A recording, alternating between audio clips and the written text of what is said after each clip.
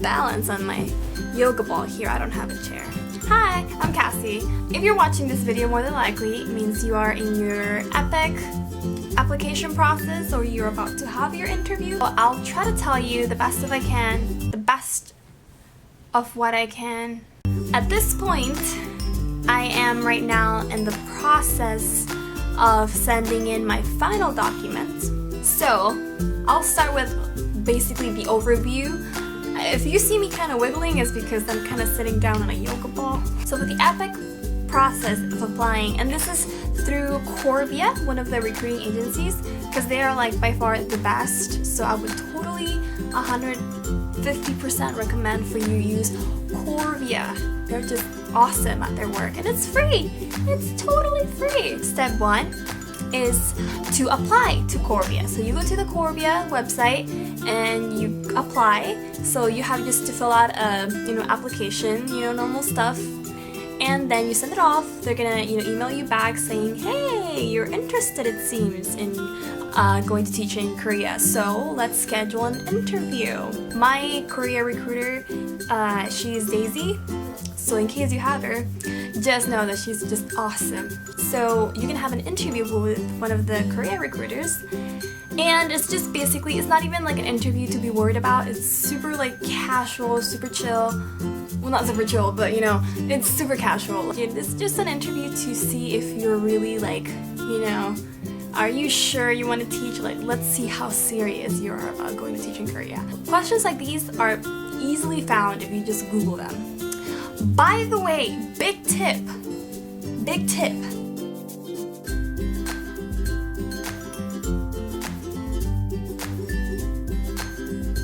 So, double, triple, even quadruple check your schedule time. The next step is they're gonna ask you to submit the initial documents, which I totally skipped, and the camera is not on focus. I hope it's not been out of focus this entire time. Initial documents are the EPIK application. Geez, I'm like out of batteries right now. Along with 2 letters of recommendation. So they're gonna try to hook you up with an EPIK interview. The main, the big, the scary interview. Not the scary interview. It's gonna make you scared, but I mean, it should be okay. You're gonna be fine. You're gonna pass it because I believe in you. Nerves have kicked in full-on mode. Now it's 8 p.m. Interview 8:40. Ooh, my goodness. I'm just looking forward to the moment where we say our goodbyes, we hit the hang up red phone button on Skype. I tend to blank out a lot and to have brain farts a lot. It's quite scary. Whew, jeez. Wish me good luck. I'm slowly dying on the inside. A few moments later. As you can see, I finished the interview. It's done! She was actually pretty nice, super sweet, and like she smiled a lot. That's what I love. I love when people smile. And I just realized I had a runny nose. Embarrassing. It's 25 to 30 minutes long. I think they only asked me like 6-ish questions. About half of the questions are going to be about your experience. They kind of ask questions from the top of their head. So like, oh, okay, so you've been a tutor. So I think she asked me, what do you think that Korean students have that's different from, I think, Western students, I believe. I made like post-it notes. I have like here post-it notes that I had like taped around my laptop for reference. In the EPIK interview, they're gonna go over your application with you because they're gonna ask you to make some changes as well. I'm trying to use the lighting from my laptop. Big difference. They ask me again, why do you want to be an ESL in Korea? Why Korea specifically? What makes you an effective teacher? So I talked about my teaching philosophy and what would you do with, in a classroom, there's typically 30 to 40 students. How would you handle it if the students have different levels of English proficiency? The EPIK interview, it is the big one, it is the final one. It is the one that makes the decision, is the make it or break it moment. But you should be fine, trust me, you'll do fine. I mean, speaking from a person who's like super like overly panicky and paranoid I did pretty well. But like I said, I mean, I luckily got an interviewer who was super sweet, super awesome. She smiled. The smile makes a big difference to me. But you might get, you know, someone who might just be, you know, serious. And, you know, I mean, it's understandable. They have, you know, their work is a little bit tiring, interviewing people and asking the same questions. And they have a lot of people to get through. Most of the questions are geared towards your experience, so you would more than likely be able to answer them. Speak clearly. They're mostly focusing on your pronunciation because they want to obviously hire someone who can speak English well, obviously pronunciate well, which I clearly have problems with, as you've noticed. Yeah, not too fast.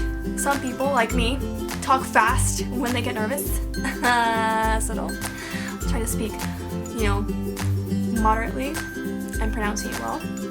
Just smile a lot. Feel so, just act enthusiastic. They started mine early. Mine was supposed to be at 8:40 p.m. and we started at 8:20 because I had already logged in and she was like, "Can we start early?" I'm like, "No, but okay." I was already like, my heart just like sank when she said, "Can we start early?" Because I was like, hey, I have 20 minutes before I die. I kind of flow through a conversation in response to how the person I'm talking to reacts.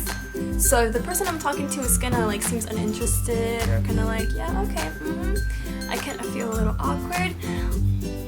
But thank God that as soon as I like answered the Skype call, she was like smiling and like sweet. So I was like, Jesus heard me.